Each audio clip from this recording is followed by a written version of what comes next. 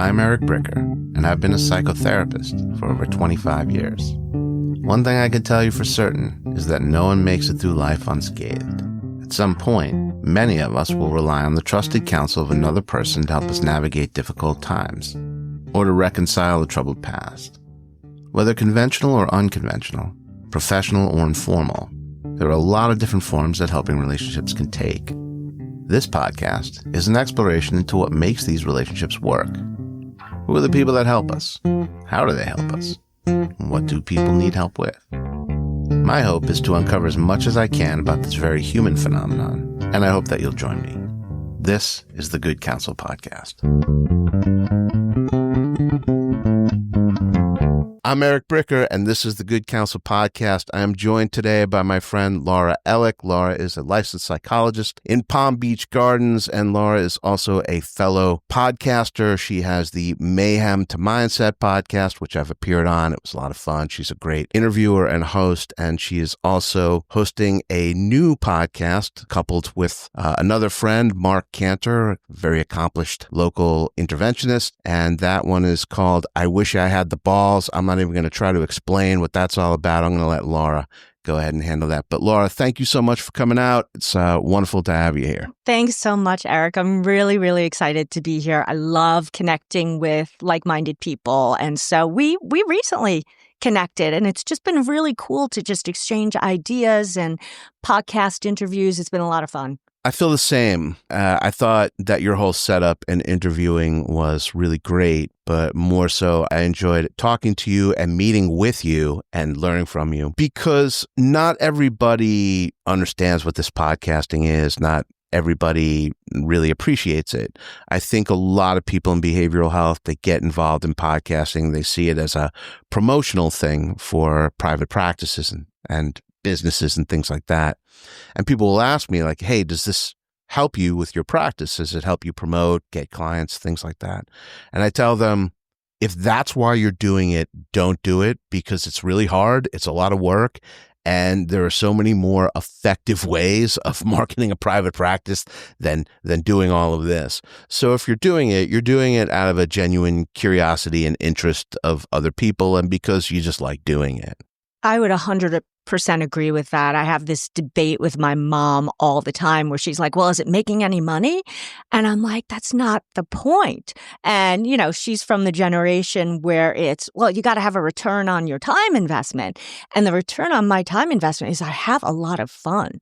And to me, that's why I got into doing it. I always enjoyed acting when I was a kid and in high school. And I even went to college originally as a theater major, which lasted about 2 minutes after I saw people who were really, really talented. And I knew like that was not my thing. But this is a way to sort of channel that and also bring mental health and other valuable content to people who may not get it any other way. And so the other thing is, from the fun perspective, really allows me to connect with people like you who, because we work, we're isolated in our offices all day. We don't have too many opportunities to really connect with other professionals in the field. So, hey, if it monetizes, that's great. But for me, it's been so worthwhile. But it is a lot of work. I have the 2 podcasts going on right now, and it's a lot to juggle. Yeah, that's what people ask me too. Is there any way to monetize this?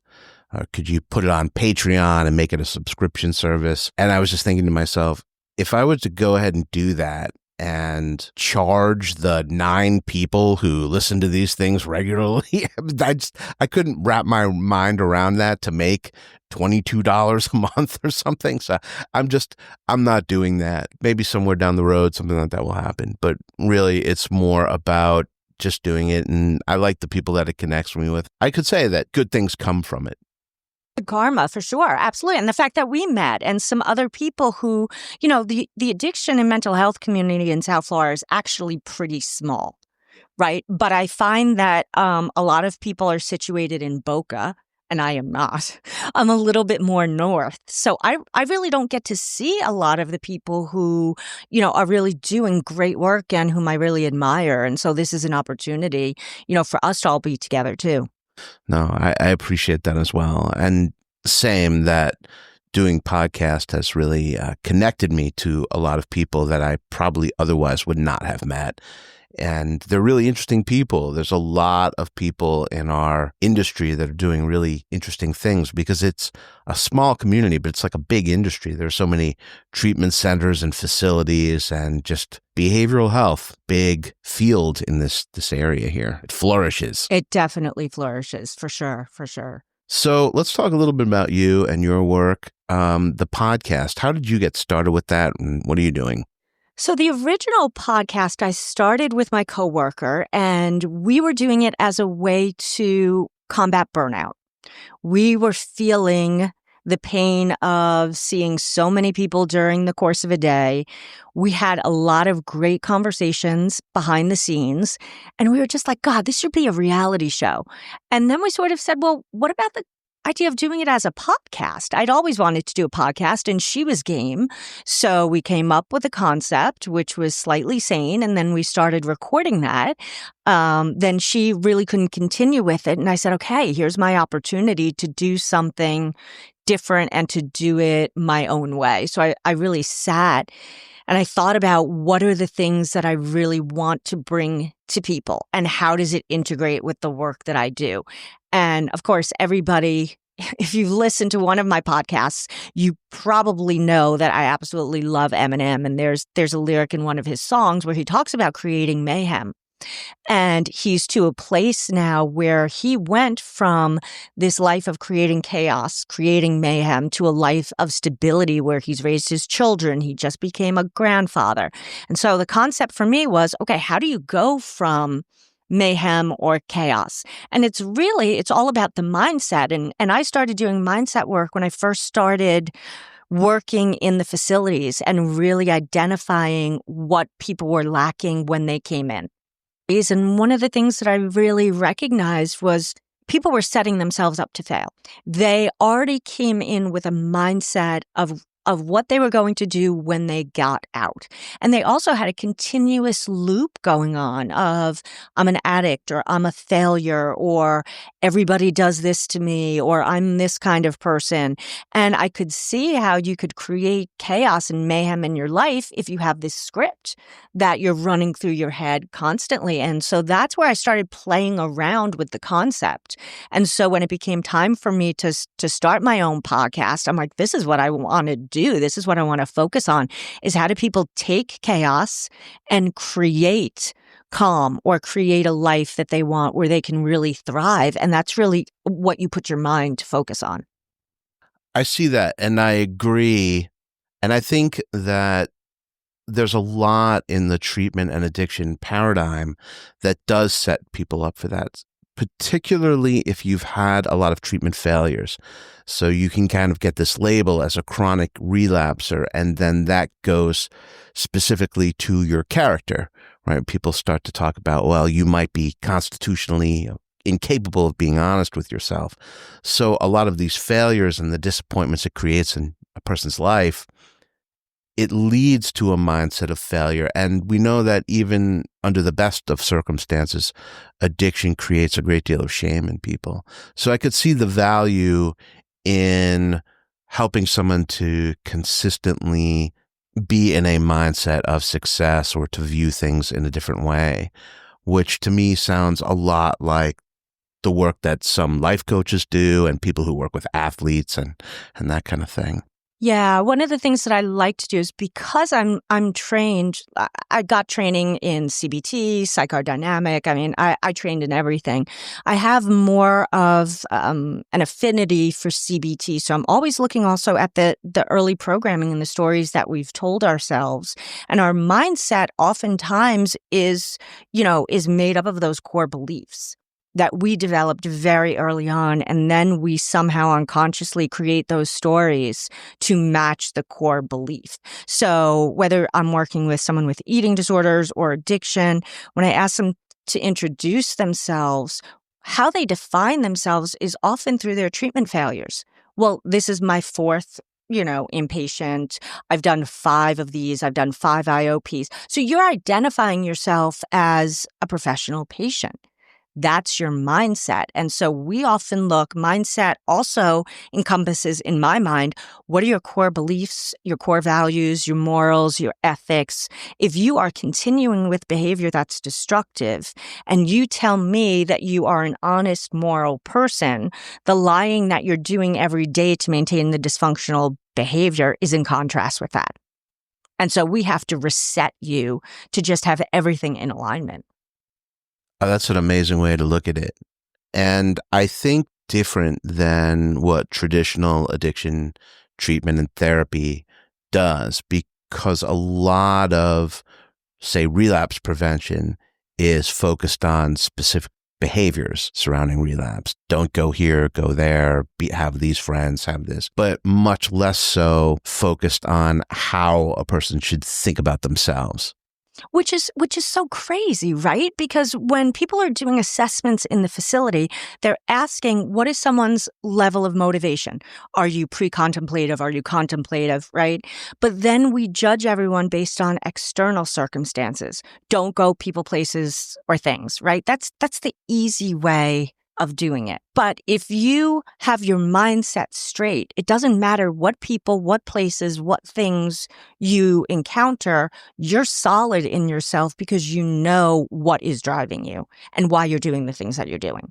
So let me ask you this question. If a person has a historic sense of low self-esteem, they have an expectation of failure within themselves, they have not had much success, maybe they come from an environment where their parents didn't have expectations of them, or the environment was abusive. How does one begin to change this terribly negative internal self-concept? Like, where do you begin in terms of mindset with somebody like this? That's a great question. I think it's a fine line because I help people to understand their childhood without necessarily blaming the parents. Because where did the parents learn the mindset from?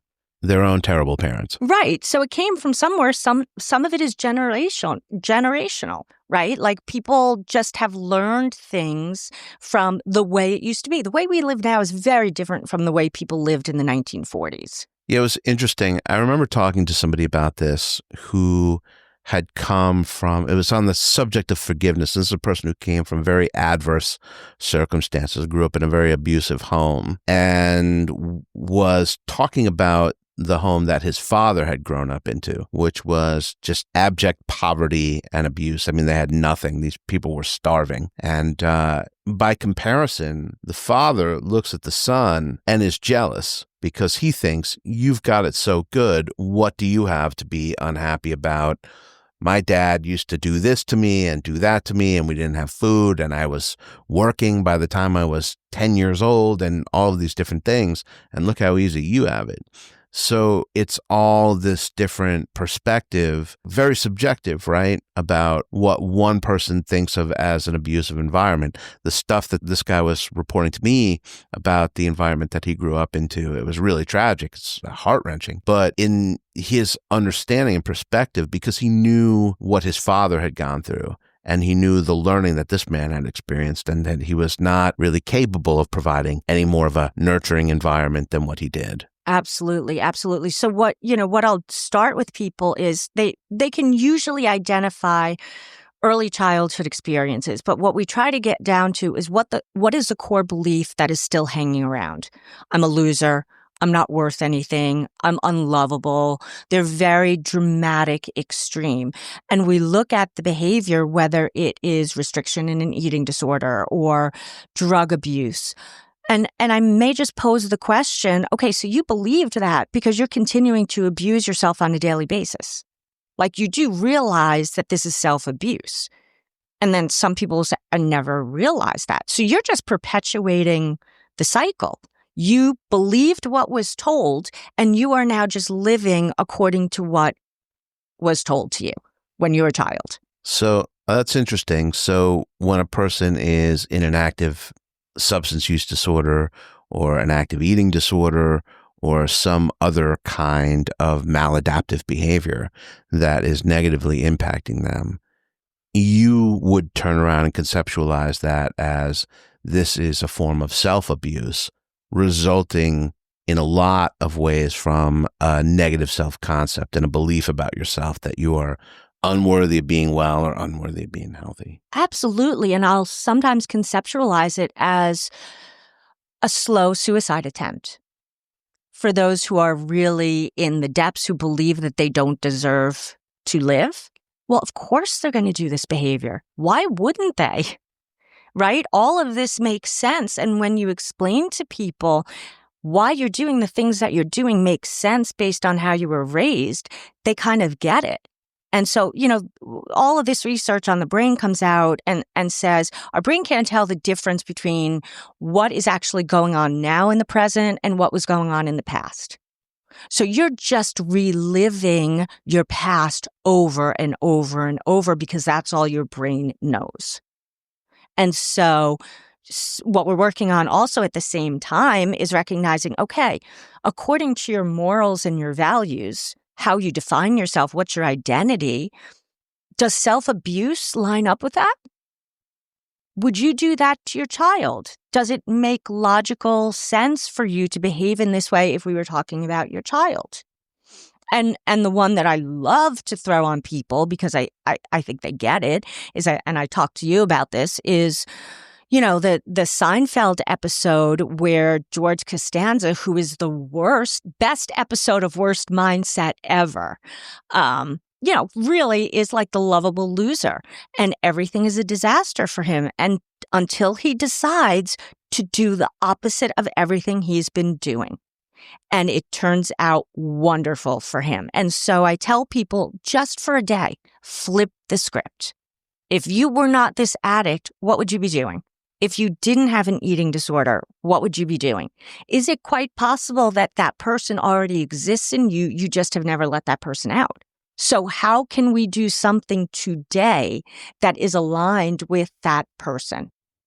When you have an individual whose behavior patterns are very well ingrained and it's super compulsive, right? It's a compulsion where the instincts to use drugs, drink alcohol, overeat, purge, binge, all these different things that people are doing. How does one shift out of the compulsion itself? Can you do that with mindset? Absolutely. Well, you're combining mindset with somatic work.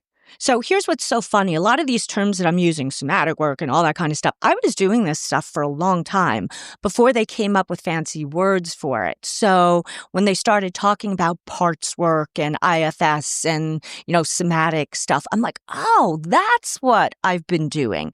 I just came up with it because it made sense to me after having treated people for over 25 years and having gone through my own world. This kind of stuff made sense. So yes, people will say, for example, I don't know, I just wound up at the bar and I have no idea how it happened. That's BS, right? Because there are warning signs along the way in your body, not just in your mind, in your body, that people with addiction and eating disorders have learned not to listen to, because they had to turn off body signals to survive, particularly if they were involved in abusive households. That's really interesting. Can you provide an example of a body signal that a person with a compulsive disordered behavior might experience but ignore or not be aware of? So I see this in women, in particular, anger. Okay, so if they were shamed for expressing anger as children, they're going to suppress that anger.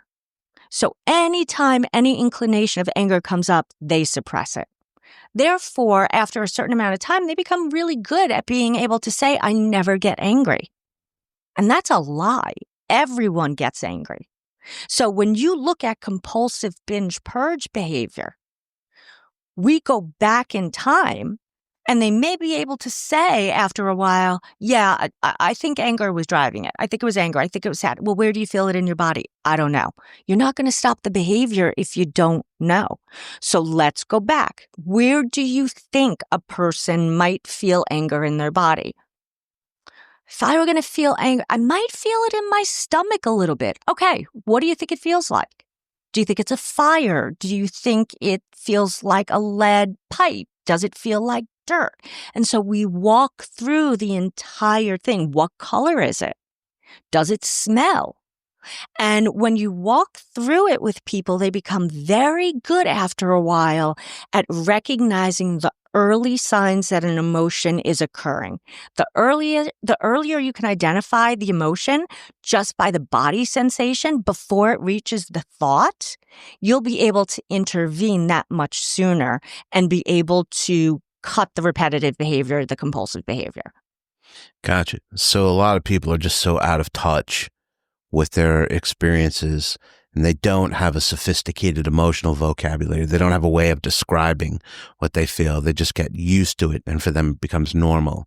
Well, it becomes normal for them to use a substance or a behavior instead of feeling the feeling. So that's why it seems like such a shortcut. So for me, for example, I know when I'm getting irritated, I feel it in the bottom of my stomach. And then I know it's going higher and higher and higher if I don't intervene. And by the time it hits my head, that's all bets off. I know when I feel my head heavy and hot, I'm probably going to say something that I'm going to regret. So I need to recognize it down here and self-regulate when it's in my stomach before it ever gets there. Gotcha. So it's really about having a good early warning system that is sensitive enough to pick up the subtle cues. The subtle cues, which are really not that subtle if you think about it. I mean, think about, how do you feel when you're angry? How do you know? That's a good question. I mean, it's like a few different things. It's usually that sort of shock experience of whatever it was that happened. I could almost visualize it. If you think about what a paintball does when it hits a target and it splatters, so it leaves that splatter, I can almost envision like a white, like a glowing splatter, like into my chest. Like I just got shot on the inside of my chest by a paintball gun. And it kind of radiates out, like I could feel it a little bit in my stomach. It's like very much of a neurological thing, and it freezes me for a moment. And that would be what the fuck just happened? Or what did you just say? And then from there, it radiates up to my face, will get very warm and my jaw will get tense. And right there is kind of the fight or flight reaction of, am I going to deal with this or am I going to not say anything? And then that leads to a whole sequence of events of, if I say anything, it's probably going to be too much. It's going to be like an overreaction, or it's going to look like an overreaction. And if I don't do anything and I just walk away from this, there's going to be an incredible sense of dissatisfaction that I did not deal with whatever happens. And I really don't like any part of that. But it's kind of what happens. But look at how descriptive you were about the experience. Yeah. Right? Well, I've had a lot of therapy. Right. But you're very in tune. You know where it is. You also use the cognitive stuff to bring you down. And so when people can regulate their emotions better, they can then use their mindset or their words or whatever they want to say, am I the kind of person who wants to start a bar fight?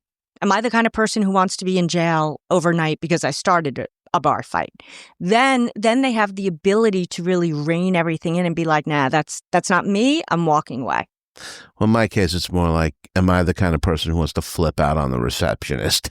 Absolutely. Right. You know? Whatever the situation is. Absolutely. And the answer is no, but yes. No, but yes. Yeah, I want to, but I'm not going to. And what's really interesting in working with people is, women have a very hard time with anger. Terrible. Men have a very hard time with sadness and fear. Tell me about women having a hard time with anger.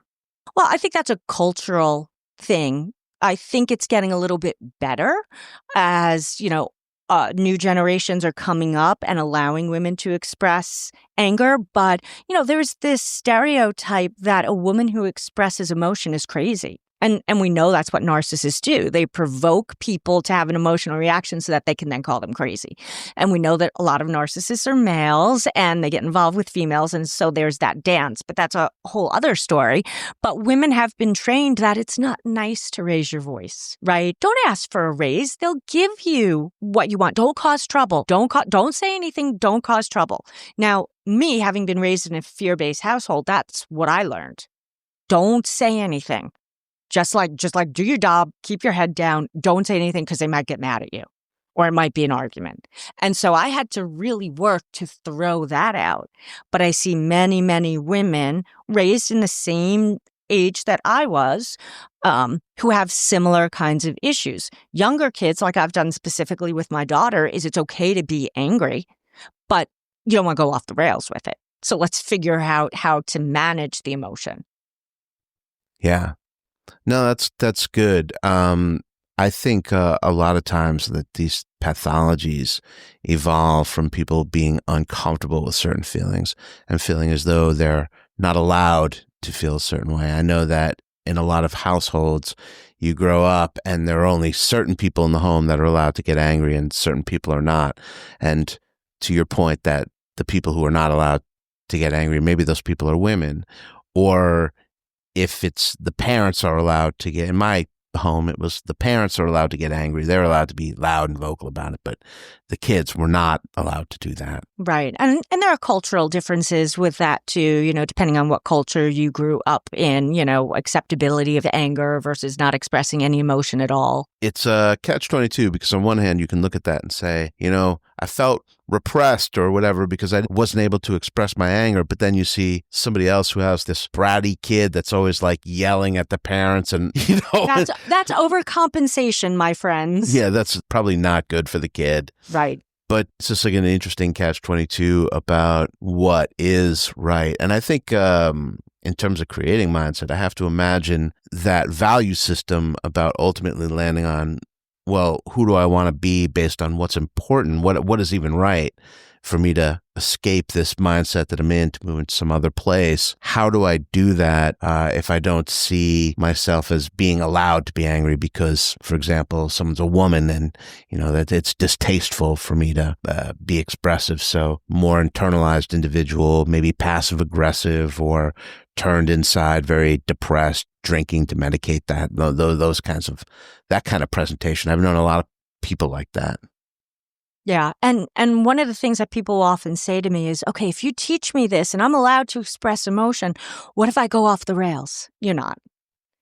You're learning when you are at risk for going off the rails. Maybe you'll overcorrect a little, but someone who's been, repressed in this way is not going to all of a sudden go out and become a bank robber. Like that's not what we're talking about. And it's not going to happen. What do you actually think it is that you're going to do? Right. And so we talk about that too. The fear of being free, the fear of flipping the script. What does that actually mean? If you actually are healthy, what does that mean?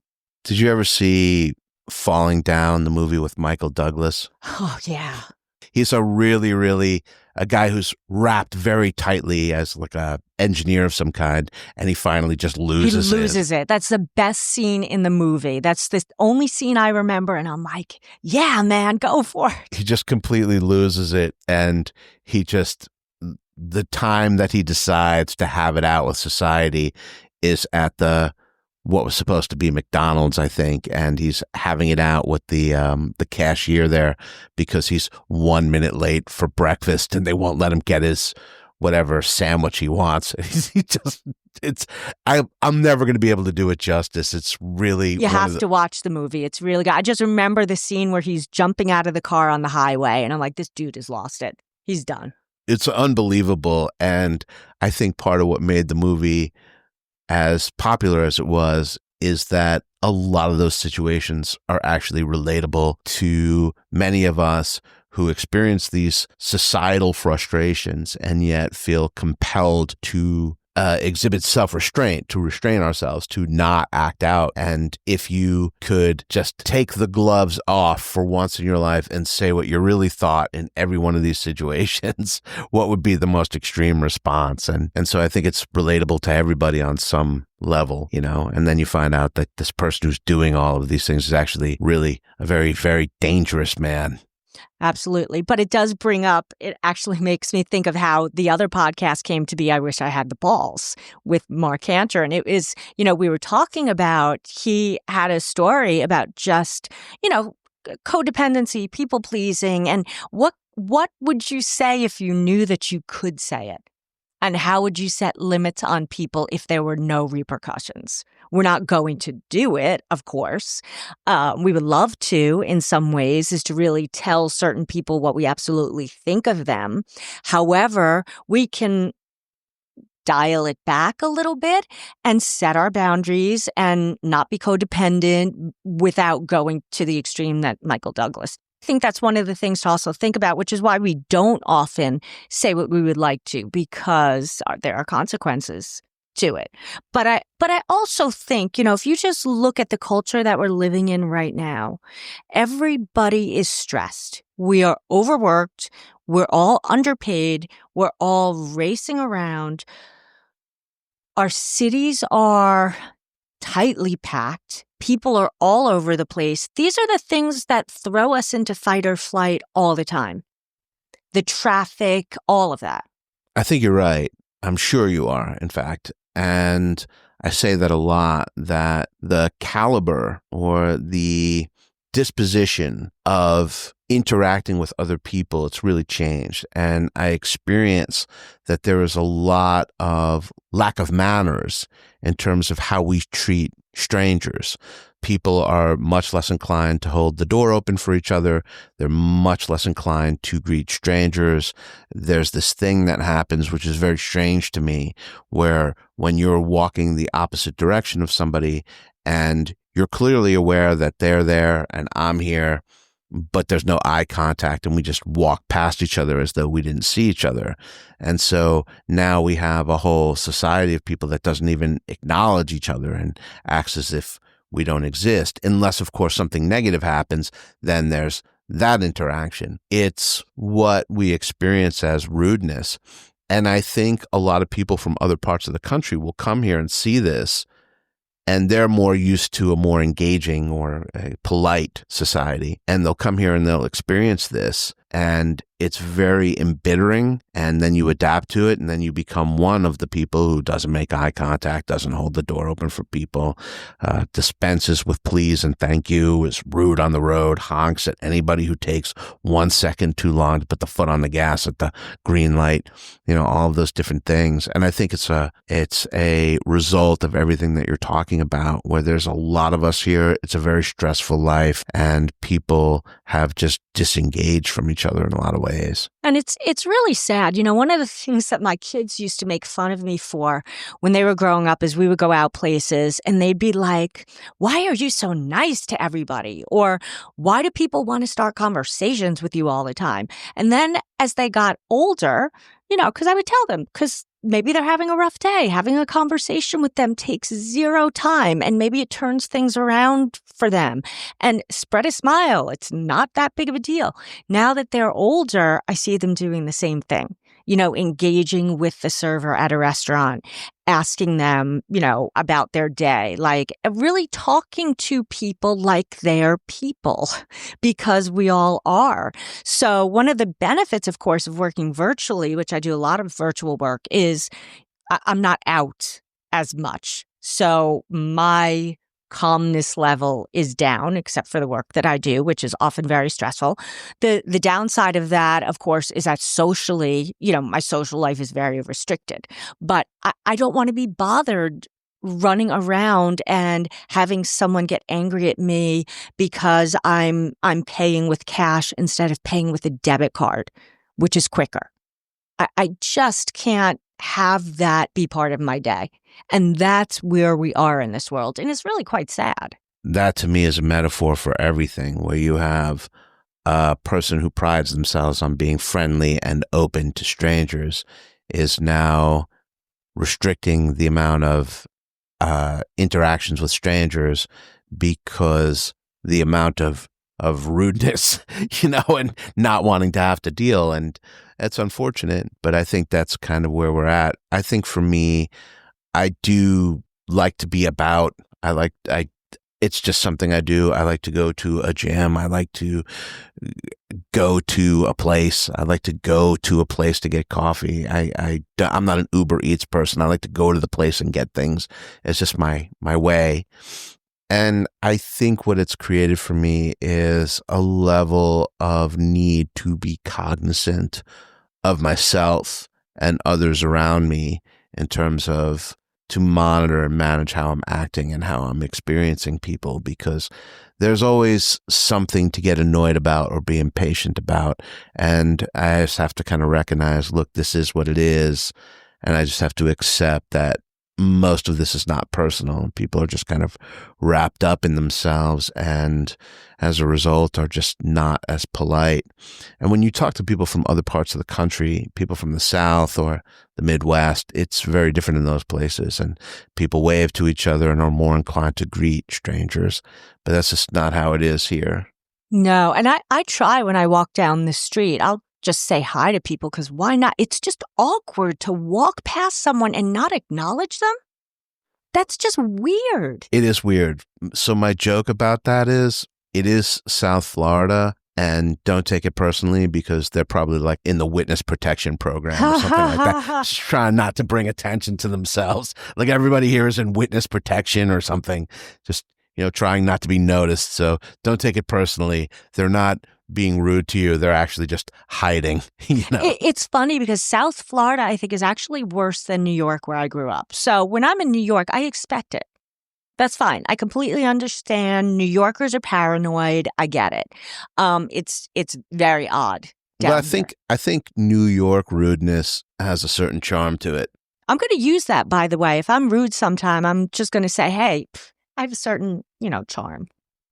I think New York rudeness has a certain charm to it, where if you happen to be a tourist there and you're walking around Manhattan somewhere and, someone's like, hey, what are you going to stand there all day? Come on. Something like this. Like, hey, what are you doing? That was my cab, where it's almost like part of the tourist attraction. Absolutely.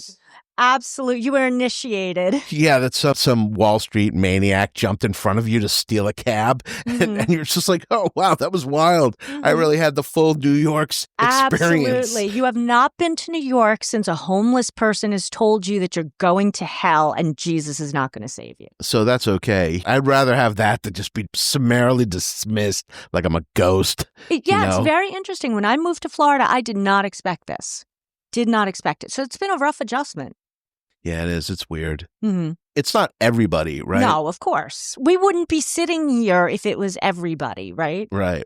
That's funny because I remember the first time I met you, we were at a networking event together at Amanda Marino hosted at Matt Williams, his gym there. And we were sitting next to each other and just struck up random conversation with stranger, which is it's a big move down here if you do that. That's interesting. And what's so funny is people will often think that I'm either cold, intimidating, or a bitch. You? Right. And really, I'm very shy, which most people don't know because they're like, you're shy. I don't understand that you're shy. I'm very shy. I have a history of bullying. And I think when you've been bullied, I think that sort of gets into your soul a little bit. So even though I've done a lot of work on mindset and all of that, I will still have that thought process that goes on where it's like, keep quiet, keep to yourself, watch things around you, don't call attention to yourself. So I still struggle with that every day. I was going to joke and be like, you used to bully people? No, I wish I had the balls, but it was the other way around. Yeah. No one gets through the developmental process unscathed. Socialization could be pretty rough. Well, what's really crazy is what has happened is, that's something that we're used to in the developmental stages of like middle school. Right. Sure. But what I'm seeing now is at this stage of life, those groups forming again. And when they see someone putting themselves out there in a way that's vulnerable or doing something new, like you're podcasting, I'm podcasting, the posse gets together and they try it again. Do you feel like people give you a hard time or feel some kind of way about this podcast? Or have you ever had an experience with that? Yes. So I had an experience couple of experiences since I've been to Florida where it was one situation after I ended a relationship and the entire crew got together and posted horrific things about me on Facebook. Oh, no. Horrific things behind the scenes, which I didn't know about until a mutual friend said, hey, you should know that people are saying this about you. Like and publicly on Facebook. And it was all about my brand and things that I said and how I must be a bullshit artist because I allegedly, did this in the relationship, this, that, and the other thing. So I shut it down by finding all those Facebook posts and posting them publicly. So, oh, wow. So if you're going to do something behind the scenes, you better be willing to stand behind those words. And so I put those words on publicly, and of course it shut it down. But since then and that was a re-traumatization, by the way.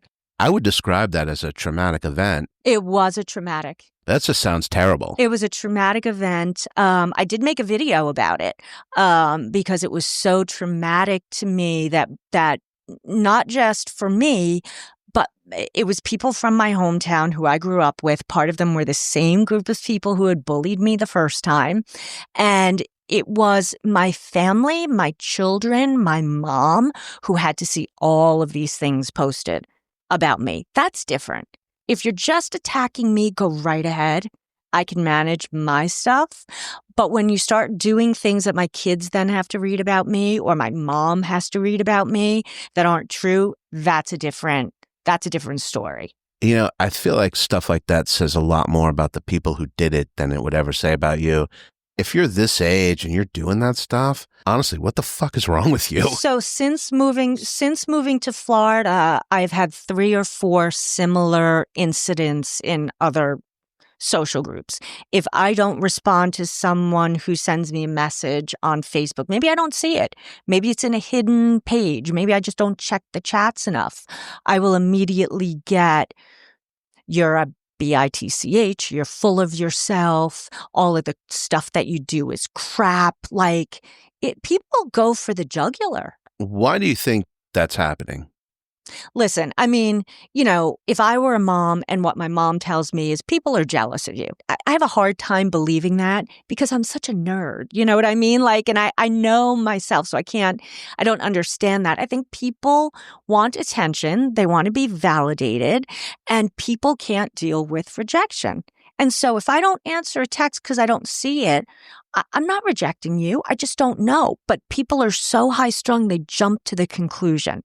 Right. And this is where we're making assumptions because we've also bought into the whole social media thing and the whole, well, if I send you a text, I expect a response right away. Well, that's not really how it works, right? It would be nice, and I try to get back to people right away. But what if I'm in the hospital and I can't get back to you right away? Give someone the benefit of the doubt. But people are just ready if they see somebody having some level of what they perceive to be success. This culture likes to tear people down. We're not very supportive. And that's why it's so important to find people like you and find other people who are supportive of each other because there's so many people who want to tear you down. I'll tell you, there was a time when I was definitely jealous of other people that I saw having success. And it was during a period of time, specifically career-wise, where I wasn't where I wanted to be. I was working in agencies, one after the other, and just couldn't get myself to take the leap into private practice. So I would look at all of these people that were doing what I wanted to do, and it just frustrated me. And it took me a long time to overcome that and make a move.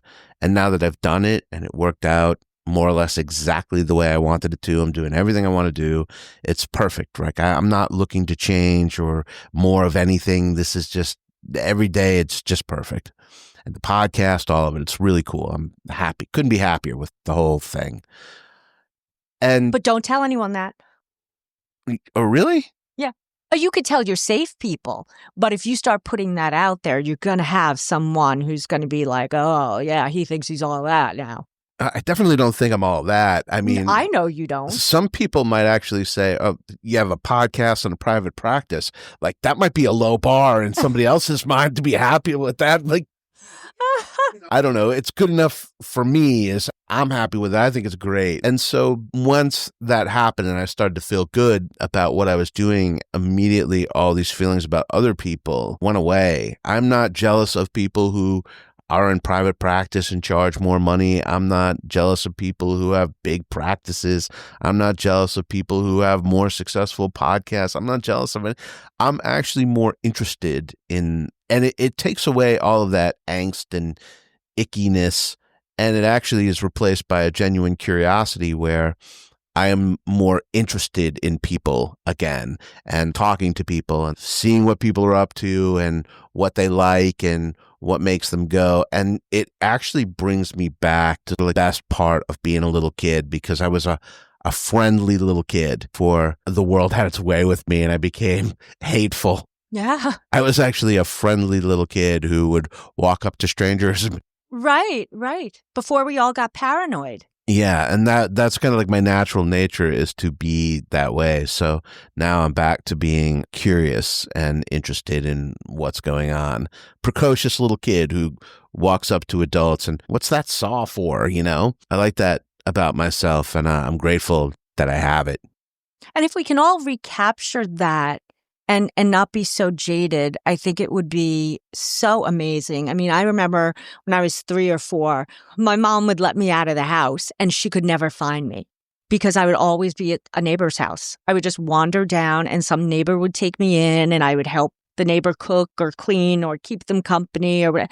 That's how I grew up, is like talking to the adults. Yeah, just kind of like roaming around, and it was all safe. Yeah.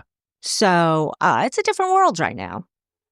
Well, talking about these personal experiences with you and hearing about these different things that happen to you, my belief, and it's been reaffirmed by the whole podcast, the whole spirit of the Good Counsel Podcast is working with these accomplished professionals, interviewing these accomplished professionals and finding out about what it is that these people like you, what works, what helps people. And 100% of the time, the people who are really effective, the people who are doing something exceptional and special, it's always some reflection.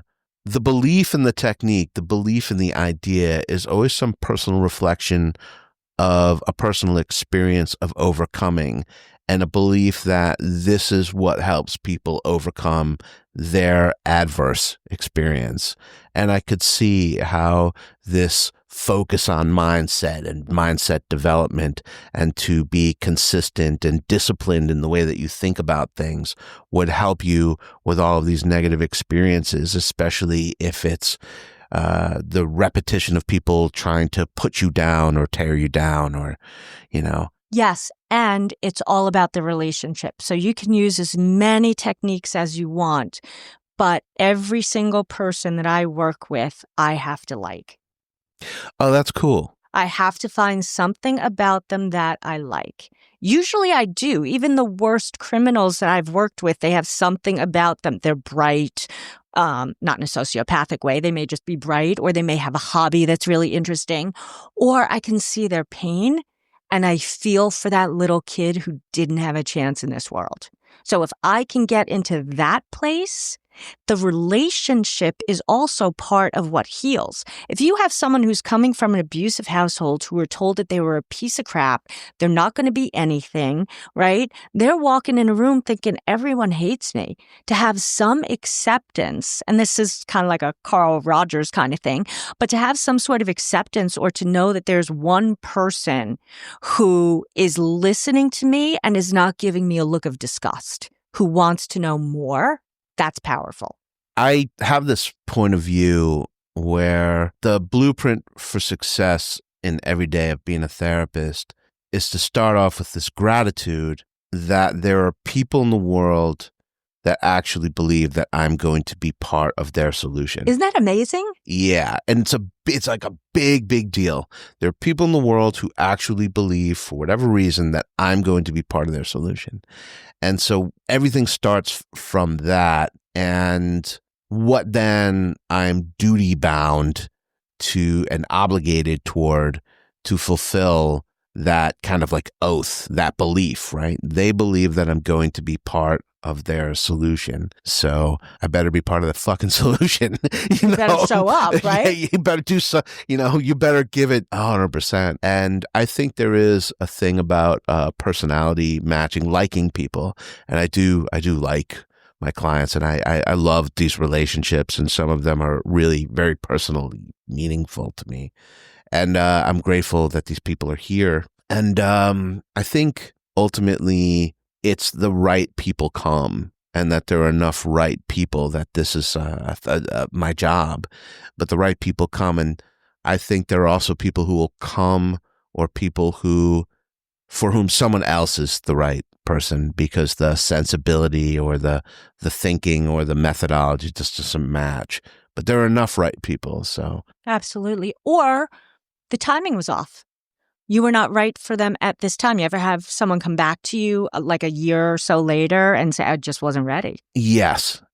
And I think my style of doing things lends it to that, because I'm a believer that I'm not a person who will sit and stare for a long period of time and do a lot of that long time kind of, I like to get in there quick. I think that people are looking for solutions, and they're looking to feel like the person they're talking to understands them. So I want to get in there quick. I want to say a lot.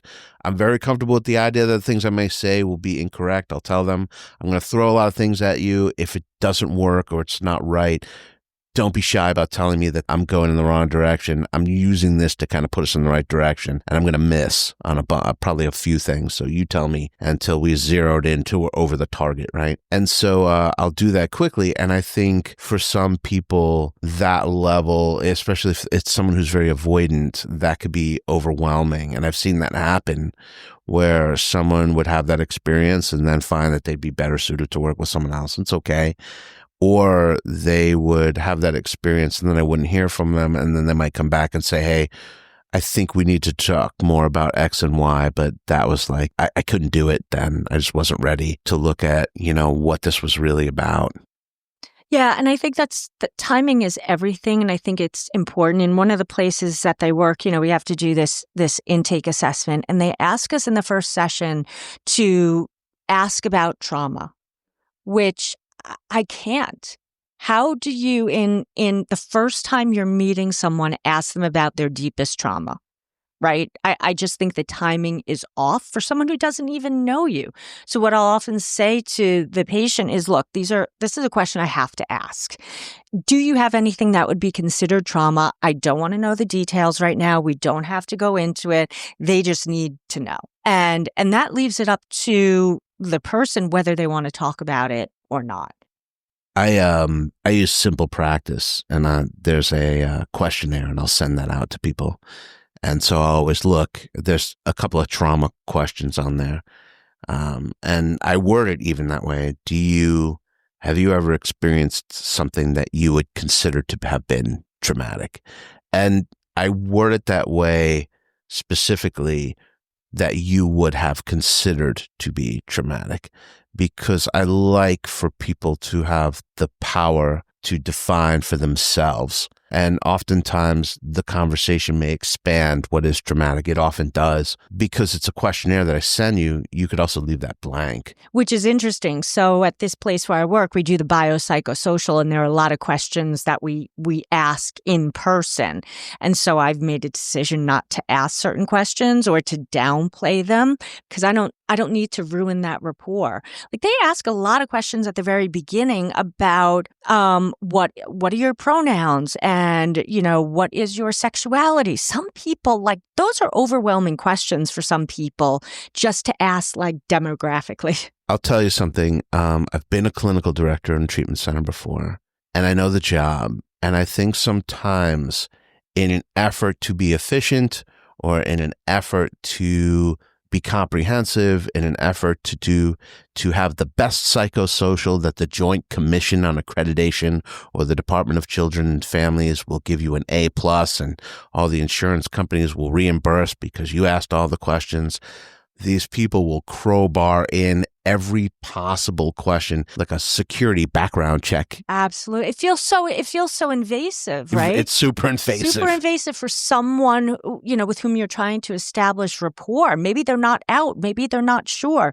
Just being asked a question, puts them in the fight or flight. You see the deer in the headlights thing. That's now you gotta recover from that rupture. The thought that I'm kind of stuck on as we're talking is, I'm just like, how could anybody be mean to Laura Ellick? I'm just like, it just seems so wrong. You're such a nice person. I'm like, how could anybody be mean to you? That's just so terrible. Sometimes people hate nice people. They think that, I don't know, I'm doing it fake, that it's like a show. Like, this is just who I am. And, when people are not the healthiest people, they want to get at you the way that they know they're going to get at you, right? And so, obviously my job means a lot to me.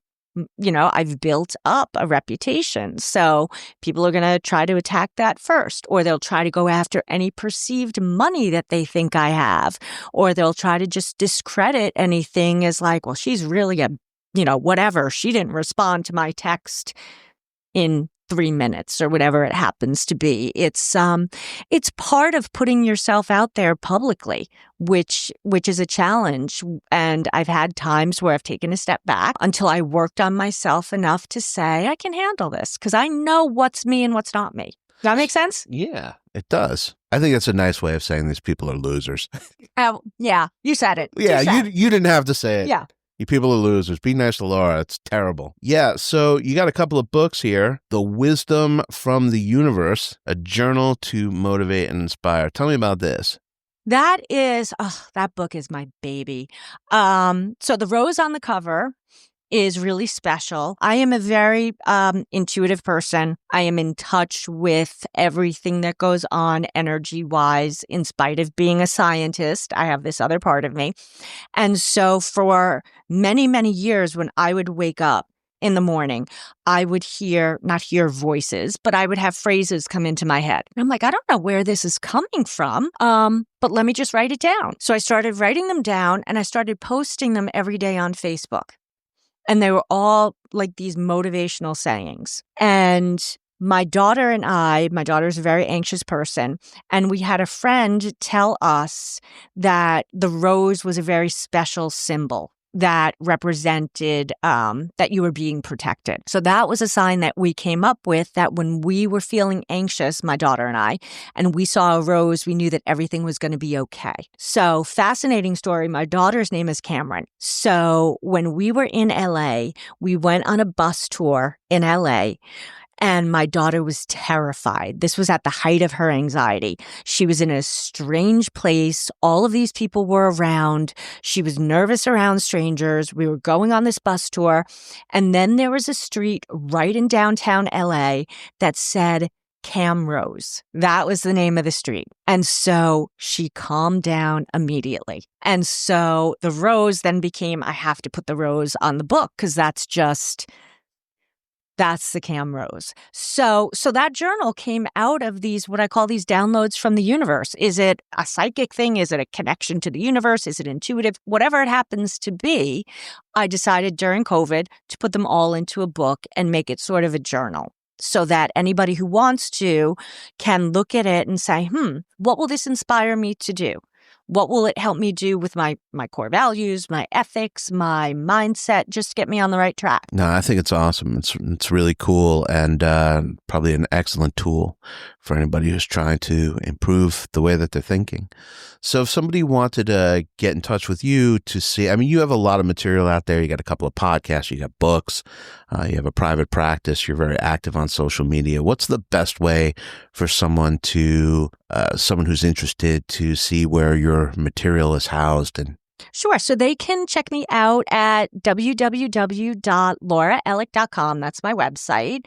All of my socials are probably Laura Ellick or Laura Ellick Reel. Every single video that I've made is on my YouTube, which is at Laura Ellick. And then if someone really wants to reach out, schedule an appointment, they can reach me 516-635-6186. Just text me. I will get back to you. It may not be within 3 minutes, but I promise I will get back to you.